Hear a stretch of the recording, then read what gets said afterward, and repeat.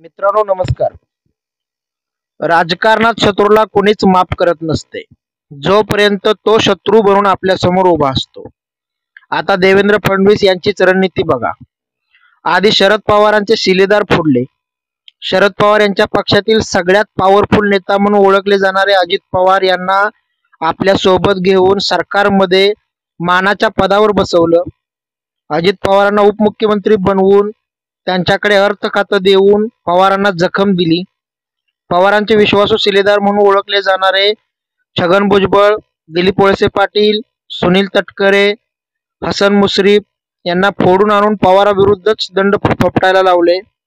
एवढ्यावर न थांबता राष्ट्रवादी काँग्रेस पक्षावरच दावा ठोकायला लावला।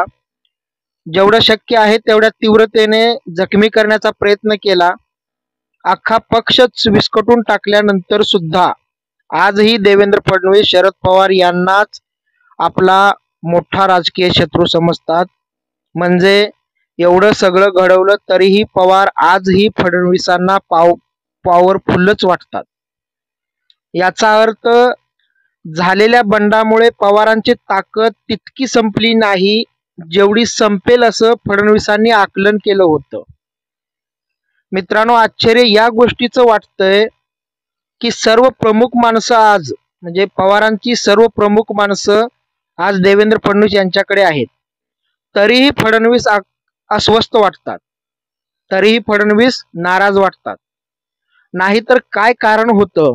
देवेंद्र फडणवीस यांनी भाजपच्या जाहीर कार्यक्रमामधून शरद पवारांविरुद्ध जहरी टीका केली।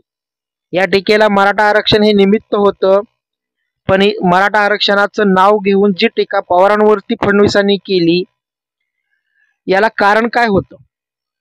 हा आरक्षणाचा प्रश्न देवेंद्र फडणवीसांना सोडवायचा आहे आणि यासाठी ते पवारांना दोष ठरवतात, त्यांना पवार दोषी वाटतात।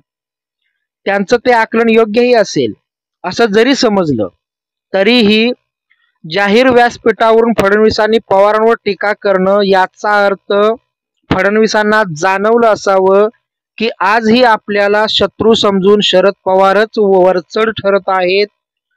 म्हणजेच यापुढच्या काळात देवेंद्र फडणवीस व शरद पवार यांच्यातच वार प्रतिवाराची लढाई सुरू राहणार आहे।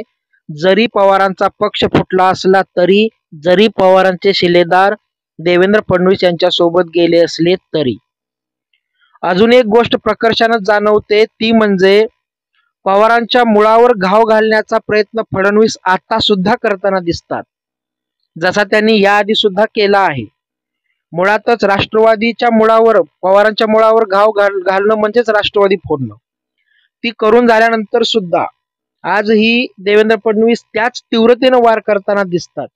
याचा अर्थ पवार 2024ला फडणवीसांसमोर आव्हान ठरू शकतात, जरी अजित पवार फडणवीसांसोबत असले तरी। व्हिडिओ आवडल्यास लाईक शेअर नक्की करा। धन्यवाद।